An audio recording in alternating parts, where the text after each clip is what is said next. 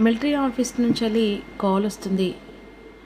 Box గురించి రమేష్ గారు phone చేస్తాడు. అప్పుడు అర్జున్ ప్రసాద్ నేను వచ్చి ఇస్తానులే అని అన్న తర్వాత నేనే మళ్ళీ హైదరాబాద్కి వస్తున్నాను సార్ బాక్స్ కోసం అని చెప్పేసి సరే అని చెప్పేసి వెంటనే కాల్ కట్ చేస్తాడు. ఈలోపు బాక్స్ గురించి ఈ విషయాన్ని కనుక్కునడానికి వెంటనే గౌతమ్ని పిలిపిస్తాడు.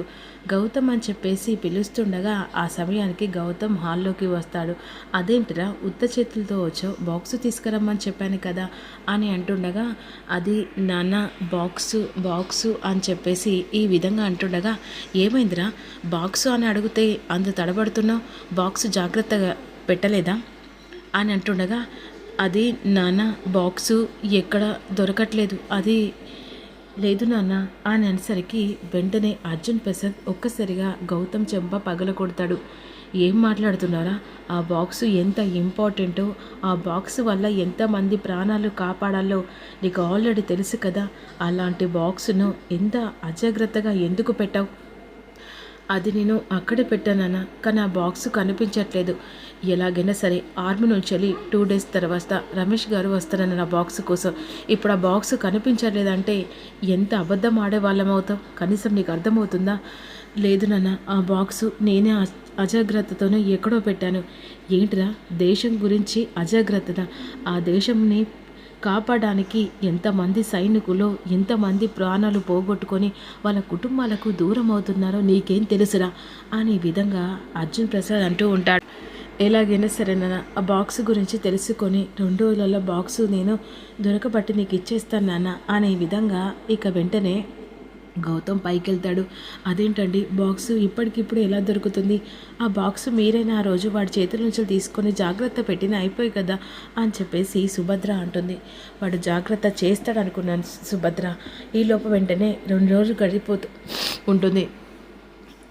ఆ సమయంలో వెంటనే ఇక రమేష్ గారు ఆర్మీ నుంచి రమేష్ గారు ఇంటికి వచ్చేస్తారు. జై హింద్ సార్ అని చెప్పేసి ఇక బాక్స్ కోసం వచ్చానని చెప్పేసి అన్న తర్వాత బాక్స్ గురించి ఇంట్లో వాళ్ళు తడబడడానికి ఈ విషయం రమేష్ గారికి చెప్పడానికి చాలా టెన్షన్ పడుతూ ఉంటారు. సార్ ఆ బాక్స్ ఇస్తే ఆ బాక్స్ని తీసుకొని నేను వెళ్ళిపోతాను సార్ అని అంటుండగా ఆ బాక్సు అని చెప్పేసి అర్జున్ ప్రసాద్ తడబడుతుండగా అప్పుడు వెంటనే భానుమతి ఈ విధంగా అంటుంది. ఆ బాక్సు కనిపించట్లేదు అని చెప్పేసరికి ఒక్కసారిగా ఇక ఆర్మీ రమేష్ వెంటనే ఈ విధంగా అంటాడు. సార్ రూల్స్ బట్టి ఏం జరుగుతుందో మీకు ఆల్రెడీ తెలుసు. రూల్స్కి విరుద్ధంగా చేస్తే ఆ బాక్స్ దేశాన్ని కాపాడేది. అలాంటి బాక్స్ను మీరు అశ్రద్ధ చేసి దాన్ని పోగొట్టారంటే ఖచ్చితంగా మిమ్మల్ని అరెస్ట్ చేయవలసి వస్తుంది. వితిన్ 2 రోజులు మాత్రమే మీకు టైం ఇస్తున్నాం. ఈ 2 రోజులలో బాక్స్ తీసుకురాకుంటే ఆ తర్వాత మిమ్మల్ని అరెస్ట్ చేస్తాం సార్ అని చెప్పేసి అక్కడి నుంచి ఆర్మీ రమేష్ వెళ్ళిపోతాడు.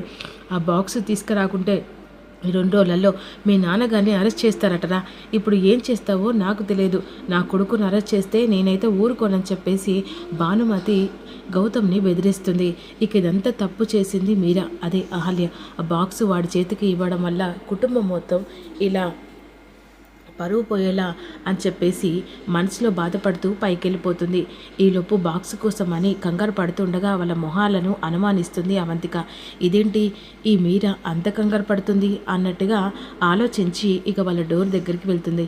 ఈలోపు ఆ బాక్సు నేనే కదా పోగొట్టాను, కానీ మీరు నింద వేసుకున్నారు. ఆ బాక్సు దొరకకుంటే ఇప్పుడు సార్నికి వెంటనే అరెస్ట్ చేస్తారట. ఆ బాక్సు వల్ల ఈ కుటుంబానికి నా వల్ల ఇలా జరుగుతుందని అస్సలు అనుకోలేదు సార్. కానీ మీరు నింద వేసుకొని అందరి ముంగట నాన్న మాటలు పడుతున్నారు కదా సార్ అనే విధంగా అనేసరికి ఒక్కసారిగా ఆ మాట విని ఆహా నువ్వు బాక్సును పోగొట్టి ఇప్పుడు మా తమ్ముడి మీద నేరం వేసుకొని నాటకం ఆడుతున్నావా? బాక్సు పోగొట్టింది నువ్వా? మీరా నర్సు, చెప్తాను నీ సంగతి. ఎలా దొరుకుతావు అనుకున్నా, భలే దొరికావే. ఈ రోజుతో ఇంట్లో వాళ్ళందరూ నీ జుట్టు పట్టుకొని బయటికి గెంటకపోతే నా పేరు అవంతిక కానే కాదే అనే విధంగా హాల్లోకి వెళ్తుంది. అమ్మ నాన్న బామ్మ అని చెప్పేసి పిలుస్తూ ఉంటుంది. ఏంటవంతిక, అసలు ఆ బాక్సు ఎవరు పోగొట్టారో తెలుసా? ఎవరు పోగొట్టడం ఏంటి? గౌతమ్ కాడే కదా ఆ బాక్సు పోగొట్టానని చెప్పేసి అన్నాడు.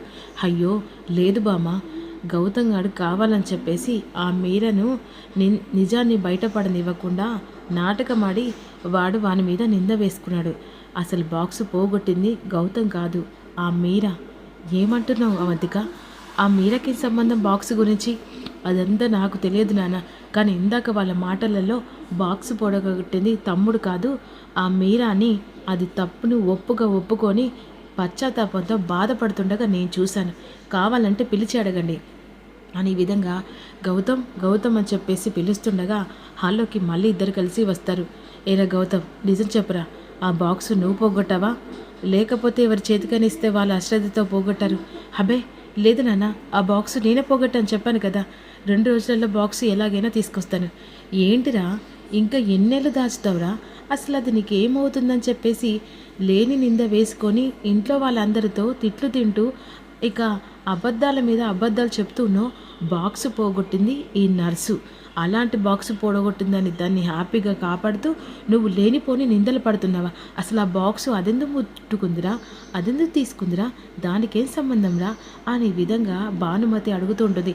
ఈరోజు నా ఇంటి పరువు తీసేయడానికి ఈ మీరానే, అంటే ఆ బాక్స్ దొరకకపోతే ఏకంగా నా కొడుకును అరెస్ట్ చేస్తారు. ఏంటి అసలు నేను చెప్పాను కదరా, ఇది త్రీవర్ వారితో చేతులు కలిపి ఆ బాక్స్ కోసం మన ఇంట్లో ఉందని నీకు అర్థమైంది కదా. ఆ బాక్స్ గురించే మన పిల్లోని చూసుకోవడానికి ఈ ఇంట్లో అడుగు పెట్టింది. ఇప్పుడు ఇదిగో ఆ బాక్సు ఇక వాడి చేతికి ఇచ్చినట్టుంది. అందుకనే ఇప్పుడు ఏం తెలియనట్టు ఇంట్లో నాటకం ఆడుతుంది. ఇలాంటి దాన్ని నమ్మకూడదు. దీన్ని ఎంత తొందరగా అయితే అంత తొందరగా బయటికి పంపిస్తే బాగుంటుంది. నానమ్మ, నువ్వు అపార్థం చేసుకుంటున్నావు మీరా గారిని. అరే ఆపురా, చేసిందంతా చేస్తుంది కావాలని చెప్పేసి దాన్ని వెనుకకేసుకొచ్చి బాక్సు పోడగొట్టింది నేనని చెప్పేసి నీ మీద నిందలు వేసుకుంటావా? మన కుటుంబాన్ని సర్వనాశనం కోరే ఇలాంటిది ఎట్టి పరిస్థితుల్లో ఇంట్లో ఉండడానికి వీలేదు. అవంతిక, ఆ నానమ్మ వెళ్ళి దీనిలాగే తీసుకుండా, ఇది ఇంట్లో ఉంటే నేను ఏ మాత్రం కూడా సహించను. అవంతిక వెళ్ళి ఇక లగేజ్ మొత్తం సర్దుకొని, ఈరోజు దెబ్బకు ఇంటికి నీకు దరిద్రం పోయిందే, ఇంత త్వరగా దొరుకుతావని అస్సలు అనుకోలేదే అని చెప్పేసి అవంతిక మీరా లగేజ్ తీసుకొని వస్తుంది.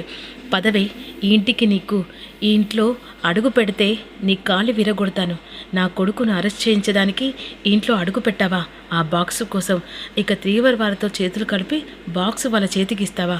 ఇలాంటి దాన్ని నమ్మకూడదు అని చెప్పేసి వెంటనే ఇక మీరా జుట్టు పట్టుకొని బయటికి గెంటేసే ప్రయత్నం చేస్తుండగా, నానమ్మ నేను చెప్పేది విను, అసలు మీరాకు దానికి బాక్సుకి ఎలాంటి సంబంధం లేదు. ఆ బాక్సు పోగొట్టింది నేను. ఏంటిరా ఇంకా దాన్ని వెనుకకేసుకొచ్చి తప్పు నీ మీద వేసుకుంటున్నావు? నానమ్మ వాడు చెప్పిందంతా అబద్ధం, ఎలాగైనా సరే దాన్ని బయటికి గెంటే నానమ్మ అని చెప్పేసి వెంటనే మీరాను బామ్మ బయటికి గెంటేస్తుంది.